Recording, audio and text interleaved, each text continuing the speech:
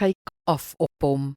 Romeine 16 vers 20 sê, die God van vrede sal Satan spoedig onder julle voete verpletter. Die genade van ons Here Jesus bly met julle.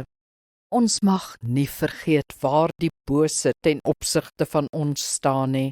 Nie bo oor ons nie hoor, onder ons. Trouwens, onder ons voete, sien dit so. Eerstens, die Satan staan geensins langs God, byvoorbeeld as 'n anti-God, God se negatief of teenpool nie. Nee, God het die Satan gemaak en sal hom weer vernietig. Hy is baie deeglik onder God.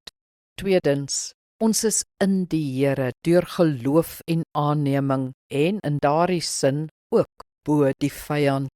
Ons kyk nie op na hom nie, maar af op hom in Jesus naam. En derdens, God se belofte is dat die slang na ons hakskeen sal byt, maar dat ons sy kop sal vermorsel, dat ons op slange en skorpioene sal trap, naamlik Satan en sy meelopers, en dat God hom onder ons voete sal verpletter. Neem jou gesag op, gelowige. Kom ons bid saam. Hemelse Vader, dankie vir die gesag wat U ons in Jesus naam oor die bose gee. Mag hy ons nie so intimideer dat ons vergeet dat ons oor hom autoriteit het nie. Ons beveel hom weg uit ons lewens en breek sy instellings in die wêreld af.